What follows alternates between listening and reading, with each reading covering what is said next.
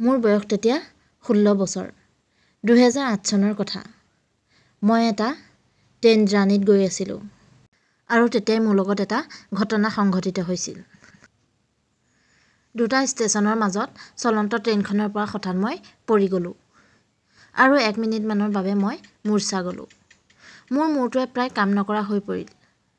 তীব্ৰবেগী ট্ৰেইনখন মোৰ গাৰ একেবাৰে কাষেৰে পাৰ হৈ গ'ল আৰু মোৰ জ্ঞান যেতিয়া ঘূৰি আহিল, মই দেখিলোঁ যে মোৰ সোঁ ভৰিটো কাট খাই গৈছে আৰু তাৰ পৰা ধাৰাসাৰে তেজ ববলৈ ধৰিছে। ভাগ্য ভাল, মই তেতিয়া অজ্ঞান অৱস্থাত নাছিলোঁ।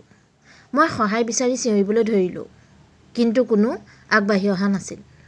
সকলোৱে মাথো নীৰৱে চাই ৰৈছিল মোৰ ফালে। তেতিয়া মোৰ হাতত ফোন নাছিল। সেইবাবে মই যেনিয়ে গৈছিলোঁ ফোন নম্বৰ লিখা এখন ডায়েৰী মই লগত লৈ ফুৰিছিলোঁ। মোৰ প্ৰাণৰ মমতাত মই এবাৰ বেগৰ পৰা ডায়েৰীখন উলিয়াই মানুহৰ জুমটোৰ ফালে আগবঢ়াই দিলোঁ আৰু চিঞৰি চিঞৰি ক'লোঁ, এই ডায়েৰীখনত মোৰ ঘৰৰ ফোন নম্বৰ আছে। প্লিজ ফোন এটা কৰি মোৰ খবৰটো দিয়ক। মোৰ ভৰিৰ পৰা ইমানেই তেজ ওলাইছিল যে মই জীয়াই থকাৰ আশা বাদেই দিছিলোঁ। মই মৰাৰ পিছত মোৰ মৃতদেহটো যাতে কাউৰী শগুনৰ ভক্ষণ নহওক, অন্ততঃ শেষ মুহূৰ্তত ঘৰৰ মানুহখিনি এবাৰলৈ হ'লেও দেখা পাওঁ, সেই আশাতে মানুহবোৰক বাৰে বাৰে কাতৰ কৰিছিলোঁ ঘৰলৈ এটা ফোন কৰিবলৈ। নাই, পুলিচৰ ভয়ত মোক তাৰ পৰা উঠাই নিয়াটো দূৰৰে কথা, এটা ফোন কল কৰিবলৈও কোনো সক্ষম নহ'ল। মই ষ্টেচনটোতেই কেকাই কেকাই পৰি থাকিলোঁ বহু সময়। অৱশেষত ষ্টেচন মাষ্টৰ আহিল আৰু মোক এখন চৰকাৰী হস্পিটেলত ভৰ্তি কৰোৱা হ'ল। কিন্তু সেই সময়ত ডাক্তৰৰ ধৰ্মঘট চলি থকা বাবে তাত কোনো ডাক্তৰ নাছিল। তাত থকা নাৰ্ছে মোৰ তেজবোৰ চাফা কৰাৰ পিছত ড্ৰেছিং কৰি হস্পিটেলৰ কৰিডৰটোত টলিখনৰ ওপৰতেই মোক পেলাই থ'লে।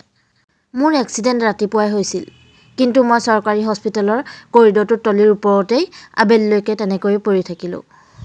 যেতিয়া মোৰ ঘৰৰ মানুহে খবৰটো পালে, তেতিয়া ঘৰৰ মানুহ আহি মোক সেইখন হস্পিটেলৰ পৰা নি প্ৰাইভেট হস্পিটেলত এডমিট কৰালে আৰু তাতে সঠিকমতে মোৰ চিকিৎসা আৰম্ভ হ'ল।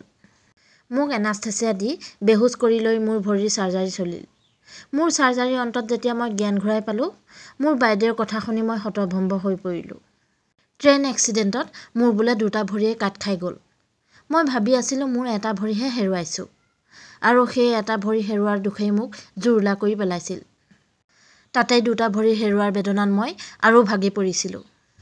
একেলেঠাৰিয়ে মোৰ তাত 3 মাহ চিকিৎসা চলিল। মোৰ ঘৰৰ আৰ্থিক অৱস্থা একেবাৰে বেয়া আছিল।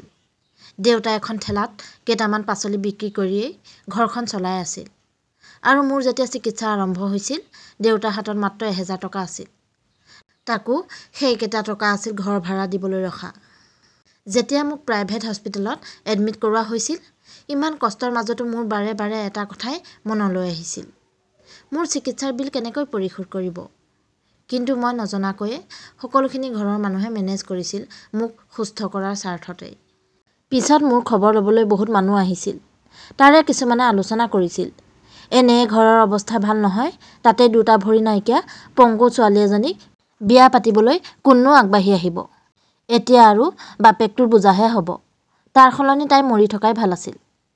এই কথাবোৰ যেতিয়া মোৰ কাণত পৰিছিলহি, তেতিয়া মই মৰ্মাহত হৈ পৰিছিলোঁ আৰু মোৰ 16 বছৰীয়া মনটোতো বাৰে বাৰে খেলাবলৈ ধৰিলে।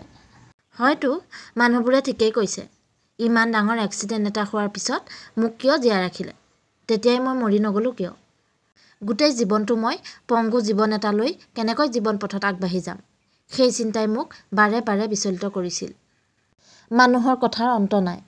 মোৰ মা-দেউতাতকৈও মোক লৈ যেন চিন্তা হৈছিল মোৰ ওচৰ চুবুৰীয়াৰ।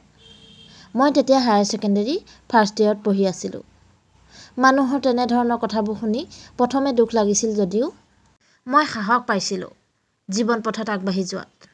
যিসকলে মোৰ পংগু জীৱনটো কৃটিকিং কৰিছিল, তেওঁলোকক মই দেখুৱাই দিব বিচাৰিছিলোঁ, দুখন ভৰি নোহোৱাকৈও যে জীৱনত বহুত কিবাকিবি কৰিব পাৰি। তেওঁলোকৰ ধাৰণা যে ভুল, সেইটো মই প্ৰতিপন্ন কৰিব বিচাৰিছিলোঁ আৰু সেইবাবে দুগুণ উৎসাহেৰে মই পঢ়াত লাগি গ'লোঁ। মই যিহেতু হুইল চেয়াৰতে থাকি পঢ়া-শুনা কৰিবলগীয়া হৈছিল, এই ক্ষেত্ৰত মোক মা-দেউতাই বহুত সহায় কৰিছিল। মোৰ ধৈৰ্য আৰু একাগ্ৰতা দেখি মাহঁতে ভাবিবলৈ বাধ্য হৈছিল মই যে জীৱনত কিবা এটা কৰিম আৰু সেইবাবে মই বিচৰা ধৰণে মোক তেওঁলোকে আগবঢ়াই লৈ গৈছিল। মোৰ ইচ্ছা আছিল ডাক্তৰ হোৱাৰ, কিন্তু ডাক্তৰ পঢ়িবলৈ মই বহুত বাধা বিঘিনি অতিক্ৰম কৰিব লগা হৈছিল। আনকি কোৰ্টৰ কাষো চাপিবলগীয়া হৈছিল। কিন্তু সকলো বাধা বিঘিনি নেওচি মই এদিন এগৰাকী সফল ডাক্তৰ হ'লোঁ। এতিয়া আহোঁ পিছৰ কথালৈ, কাৰণ এইখিনি কাহিনী মই অন্য এটি ভিডিঅ'ত আপোনালোকৰ লগত শ্বেয়াৰ কৰিছোঁৱেই। ব'লক তেন্তে পিছৰ কাহিনীটো শুনাওক। মোৰ যিটো বয়সত এক্সিডেণ্ট হৈছিল সেইটো বয়সত প্ৰতিজন ল'ৰা বা প্ৰতিগৰাকী ছোৱালীৰ ক্ষেত্ৰত প্ৰেম হোৱাটো স্বাভাৱিক। কিন্তু মই ইমানেই দুৰ্ভগীয়া আছিলোঁ যে মোৰ প্ৰতি কোনো ল'ৰাৰ আকৰ্ষণ নাছিল, কাৰণ মই পংগু। কিন্তু যেতিয়া মই ডাক্তৰ পাছ কৰি এগৰাকী সফল ডাক্তৰ হ'লোঁ, তেতিয়া মোৰ পিছত ল'ৰাৰ লাইন লাগিল। বহুত ল'ৰাই মোক প্ৰেমৰ প্ৰস্তাৱ দিলে, কিন্তু মই জানো মোতকৈ তেওঁলোকে মোৰ চাকৰিটোকহে গুৰুত্ব দিছে, কাৰণ কোনোদিনে তেওঁলোকে মোক আগতে গুৰুত্বই দিয়া নাছিল। এতিয়া মই এনেদৰে সুখী। ৰোগী চোৱা চিতাতে মই এতিয়া ব্যস্ত আছোঁ। প্ৰিয় শ্ৰোতাবৃন্দ, এই কাহিনীটো আচলতে বহুতেই ভুল কৰিছে। প্ৰথম কাহিনীটোত সকলোৱে এই এক্সিডেণ্টটো মোৰ লগত হোৱা বুলি ভাবিছে, কিন্তু মই লাষ্টলৈ কৈ দিছিলোঁ এই কাহিনীটো আচলতে এগৰাকী বেলেগ ছোৱালীৰহে। মই মোৰ বুলি ইয়াত তেওঁৰ কথাখিনি ব্যক্ত কৰিব বিচাৰিছোঁ। আপোনালোকে সম্পূৰ্ণকৈ শুনিব কাহিনীটো, নিশ্চয় তেতিয়া ভালদৰে বুজি পাব। আজিলৈ আহোঁ সম্পূৰ্ণকৈ। যদি কাহিনীটো শুনিছে তেন্তে আপোনালোকলৈ বহুত বহুত ধন্যবাদ। আৰু মোক যিসকলে এনেদৰে আগুৱাই যোৱাত উৎসাহ দি আছে আৰু ধুনীয়া ধুনীয়া কমেণ্টবোৰ কৰিছে, আগলৈ কৰি যাব, তেওঁলোকলৈ বহুত বহুত ধন্যবাদ জনালোঁ। আকৌ আহিম অন্য এটি কাহিনীৰ সৈতে। আজিলৈ আহোঁ। Thank you, bye by.